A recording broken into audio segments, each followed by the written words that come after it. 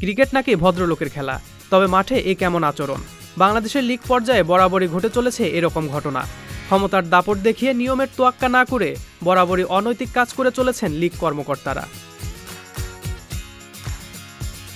DPL super লিগে আবাহনী ও রূপগঞ্জের মধ্যকার ম্যাচে মাশরাফিদের ড্রেসিং রুমের সামনে বসে নিয়মের তোয়াক্কা না করেই দিনভর একের পর এক সিগারেট ধরিয়ে গেছেন রূপগঞ্জের চিফ কোঅর্ডিনেটর তারিকুল ইসলাম টিটু।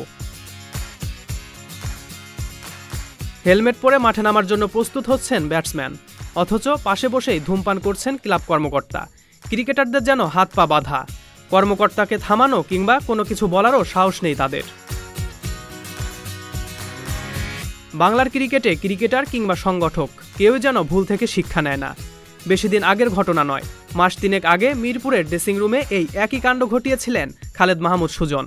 সুজনের ইস্যুকে কেন্দ্র করে হয়েছিল অনেক আলোচনা সমালোচনা, অতঃপর ক্ষমাও চেয়েছিলেন এই বোর্ড কর্মকর্তা। এবারও একই কাণ্ড ঘটল ঢাকা প্রিমিয়ার লিগের কর্মকর্তার মাধ্যমে। নাম প্রকাশে অনিচ্ছুক লেজেন্ডস অব রূপগঞ্জের একজন ক্রিকেটার জানিয়েছেন, ওই কর্মকর্তার ধূমপানের ধোঁয়ায় বিরক্ত হন অনেকেই। মনোসংযোগেও নাকি ঘাটতি হচ্ছে, যা মাঠের পারফরম্যান্সের উপরও প্রভাব পড়তে পারে। ক্রিকেটার কিংবা সংগঠক যে কেউ আড়ালে গিয়ে ধূমপান করতেই পারে, অথচ টিটু এই কাজটা করেছেন ক্রিকেটারদের পাশে বসে প্রকাশ্যেই। নিয়ম অনুযায়ী বাউন্ডারি লাইনের আশেপাশে এবং ড্রেসিং রুমে কোনোভাবেই সিগারেট নিয়ে ঢোকা কিংবা ধূমপান করা যাবে না, অথচ মনের খুশিতে কখনো ড্রেসিং রুমে আবার কখনো একেবারে বাউন্ডারি লাইনের পাশে বসে অবাক করা কাণ্ড ঘটিয়েছেন এই কর্মকর্তা। এমনকি ধূমপান শেষে মাঠেই ফেলেছেন অবশিষ্ট অংশ।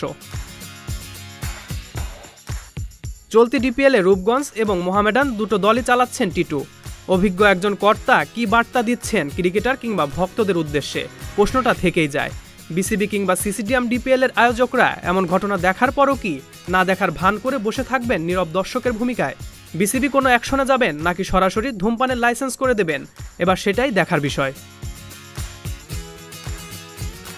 সজল খান, মহাজন আইটি।